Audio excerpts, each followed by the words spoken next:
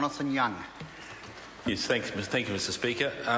Just in perhaps reply to some of those comments, I just wanted to highlight the number of pieces of legislation that went through the Commerce Committee that touched on commerce and consumer affairs. I think probably members of the Commerce Committee, which the previous speaker is the Deputy Chair of, would say that we are a very hard-working committee. In fact, we would claim to be the hardest working committee in this Parliament, where we measure legislation not by pages but by kilograms. Right? I can see that they're sparking up. A little bit of praise and approval. Isn't it amazing how much they will smile? Pity they're not getting it out there in the electorate.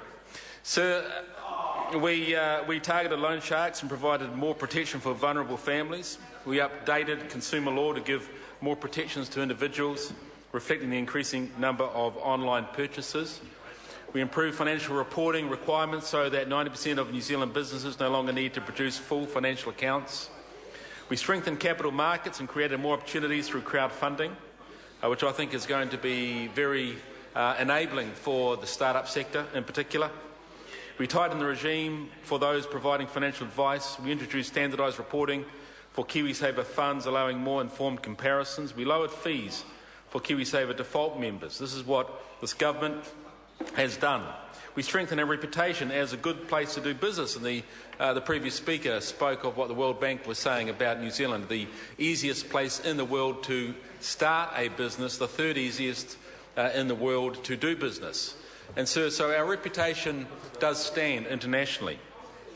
We progressed our commitments toward a single economic market with Australia. We strengthened the ability of our Trans-Tasman regulatory agencies to work together. We've improved intellectual property settings, which allows for innovative local companies to grow and to protect the product they develop. We reduce costs of businesses as far more reporting can be done online. We've allocated the New Zealand business number to 500,000 companies, allowing business and government to communicate more effectively. What a great government we are. And, sir, I have to say that we work under a very excellent Minister of Commerce, Honourable Craig Foss. Sir, this bill, the Companies and Limited Partnerships Amendment Bill, was one I think that the committee probably enjoyed quite considerably the debate that took place in this bill. How to protect creditors and consumers, but how to not put all the straps on directors so that they are totally bound up by compliance was an issue that we found quite challenging to find the balance in. But, sir, I believe that we did.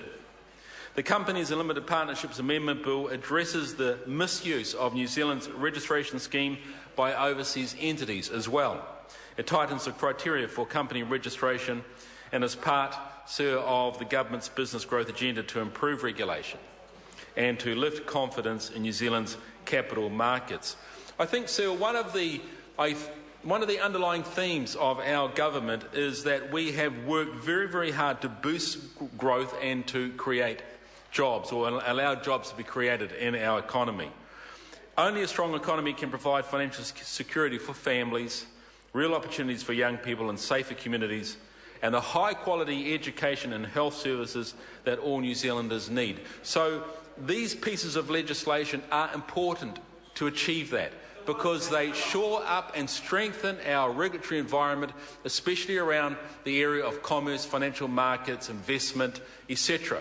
And one of the things that we found through the financial companies' collapses is that New Zealanders all over this country, particularly the elderly who had retired, had lost confidence. They had so much of their savings burned up that this government took it upon itself as a priority to move through that whole sector and to tidy up and clean up and tighten up where needed the different regulation and legislation that would enable investors in our country to, with confidence again, invest in the innovation, the bright ideas and the hard-working companies of New Zealanders. So, sir, I'd just like to say thank you very much to my fellow committee members for the hard work they've done. Thank you to the Minister who does a great job as Minister of Commerce, and I'm happy to commend this bill to the House. I call Claire Curran. Thank you, Mr. Speaker. Mr Speaker, before I get into the substance of this bill in the third reading, I'd just like to make a comment about the what the previous speaker